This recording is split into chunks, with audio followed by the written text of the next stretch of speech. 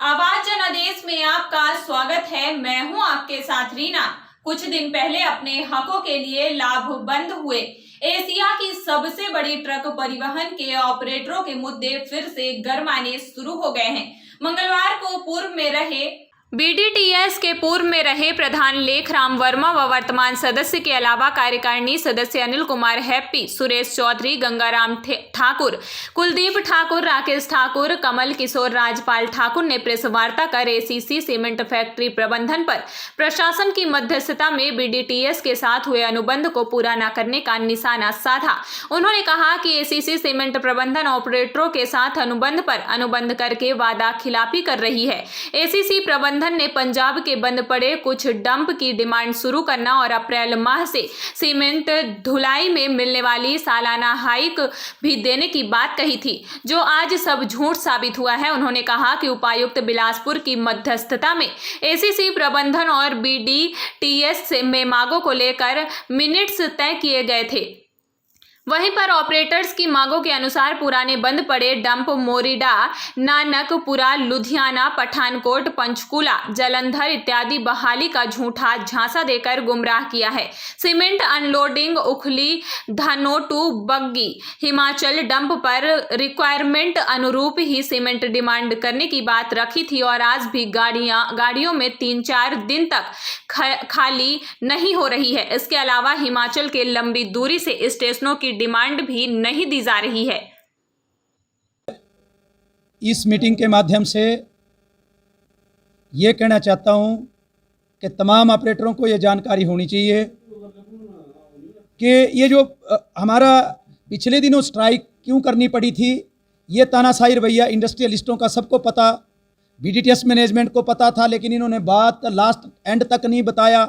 Meeting organise 21 आदमियों की नहीं करी थी, लेकिन हमने बार बार लेटर लिखे। इवन देन जब इन्होंने तब नहीं करवाई तो एआर को लेटर लिखा, वहाँ से आदेश हुए कि आप मीटिंग करें। मीटिंग करने के बाद इन्होंने सारी स्टोरी सुनाई कि इंडस्ट्रियलिस्ट नहीं मान रहे हैं हमारी एक बात को भी, नहीं किसी समझौते को लागू नहीं कर रहे हैं। तब स्ट्राइक का जो एक्शन लिया गया, ये सारा जो हम आज भी इस बात को कह रहे हैं कि पूर्णतः तमाम लोगों ने जो सहयोग दिया अपने इस कार्य को चलाने के लिए, रोजी रोटी को बचाने के लिए, तमाम बीडीटीएस के ऑपरेटरों ने पिछले 10 दिन जो स्ट्राइक रखी और उसमें सरकार के निर्देश, प्रशासन के निर्देश के अनुसार जो टेबल टॉक की बात आई कि इस समस्या का हल जल्दी किया जाए और एसीसी मैनेजमेंट उन समझौते को माने जो आज की दिनों में परिस्थितियों के अनुसार होने चाहिए।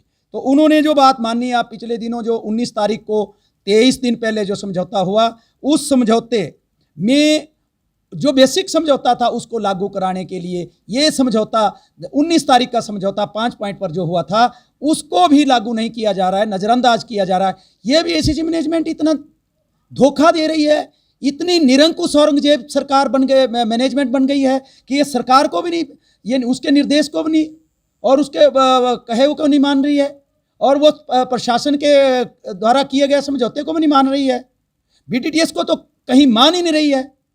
हम कहना चाहते हैं कि एसीसी बिल्कुल अपनी लाइन पे आ जाएं। हम सरकार से भी यही मांग कर रहे हैं कि एसीसी को, मैनेजमेंट को सीधे सीधे निर्देश दें कि वो ये रोजी रोटी जिला बिलासपुर, हिमाचल प्रदेश की प्रत्यक्ष और अप्रत्यक्ष में जो रोजी रोटी आप छीन रहे हैं, उनका जो आप अधिकार छीन रहे हैं, उनका काम छीन रहे हैं, जो काम इन्होंने माना हुआ है वो तो क्या देना है, उसके लिए भी 103 दिन इन्होंने मांगे हैं 30 नवंबर तक कि हमारी परिस्थिति ठीक नहीं है, हमारा सीमेंट नहीं बिक रहा है। लेकिन क्या कर रहे हैं, आज भी नालागढ़ से मंगाया जा रहा है गाड़ियाँ। ये जो 40 किलोमीटर पर इन्होंने डंप बना दिए हैं, ऐसे ही डंप बना दिए हैं, डिपो होल्डरों को डंप होल्डर बना दिया है। उनमें जो आगे ले जाने की बात थी हमारी गाड़ियों की, वो उनको तो क्या भेजना, लेकिन नालागढ़ से आज भी दिनों दिन डेली गाड़ियाँ आ रही है, हमारे पास पुख्ता सबूत है। ये क्या है, एसीसी द्वारा कहीं भी सीमेंट हिमाचल में, प्रदेश में नहीं भेजा जाएगा, पंजाब में नहीं भेजा जाएगा, वहाँ नालागढ़ की गाड़ियाँ अगर हिमाचल में आ जाए तो इन डंपों के द्वारा हिमाचल के पूरे कोने कोने में नालागढ़ से फीड किया जा रहा है। एसीसी में मैनेजमेंट जो है, बीडीटीएस मैनेजमेंट को बिल्कुल भी आज ये फॉलो नहीं कर रही है। हमें बड़ा दुख है, लेकिन हम ये कहना चाहते हैं कि आने वाले दिनों में हम इसका जन जागरण अभियान चलाएंगे और जन जागरण अभियान से हो ना हो कि इसकी दशा क्या होगी, ये आज लोग मजबूर हो गए हैं। बिल्कुल नहीं बताया है हमारे को आज तक इन्होंने कि असल में क्या समझौते हुए थे। ये तो हमने ये रिलायबल सोर्सेज से अज्ञात सूत्रों से पता लगा है कि इन पर समझौता हुआ है। हम इलेक्टेड मेंबर हैं, एसीसी कभी नहीं चाहती कि 21 आदमी हमारे पास मीटिंग में आए, तो ये बात बर्दाश्त नहीं करेंगे। हम इलेक्टेड मेंबर हैं, हम लोगों के जनप्रतिनिधि हैं, हम इस बात को कभी नहीं स्वीकार करेंगे कि हम किसी भी मीटिंग और समझौते में बात कि एसीसी को मैनेजमेंट को सीधे सीधे निर्देश दें कि वो ये रोजी रोटी जिला बिलासपुर हिमाचल प्रदेश की प्रत्यक्ष और अप्रत्यक्ष में जो रोजी रोटी आप छीन रहे हैं, उनका जो आप अधिकार छीन रहे हैं, उनका काम छीन रहे हैं, जो काम इन्होंने माना हुआ है वो तो क्या देना है, उसके लिए भी 103 दिन इन्होंने मांगे हैं 30 नवंबर तक कि हमारी परिस्थिति ठीक नहीं है, हमारा सीमेंट नहीं बिक रहा है। लेकिन क्या कर रहे हैं, आज भी नालागढ़ से मंगाया जा रहा है गाड़ियाँ। ये जो 40 किलोमीटर पे इन्होंने डंप बना दिए हैं, ऐसे ही डंप बना दिए हैं, डिपो होल्डरों को डंप होल्डर बना दिया है। उनमें जो आगे ले जाने की बात थी हमारी गाड़ियों की, वो उनको तो क्या भेजना, लेकिन नालागढ़ से आज भी दिनों दिन डेली गाड़ियाँ आ रही है हमारे पास, पुख्ता सबूत है। ये क्या है, एसीसी द्वारा कहीं भी सीमेंट हिमाचल में प्रदेश में नहीं भेजा जाएगा, पंजाब में नहीं भेजा जाएगा, वहाँ नालागढ़ की गाड़ियाँ अगर हिमाचल में आ जाए तो इन डंपों के द्वारा हिमाचल के पूरे कोने कोने में नालागढ़ से फीड किया जा रहा है।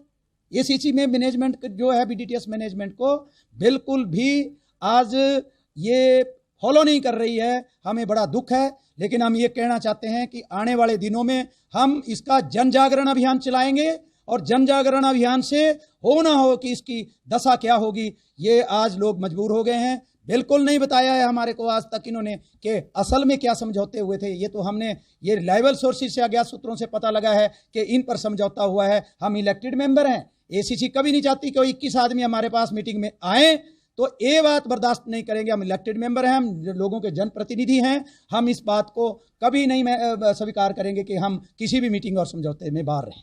ट्रांसपोर्टर को भी मूर्ख बना रहे हैं, सरकार को भी, और वो बेसिकली एडमिनिस्ट्रेशन को बिना वजह से इन्वॉल्व करके हम सबको धोखा देना चाह रहे हैं।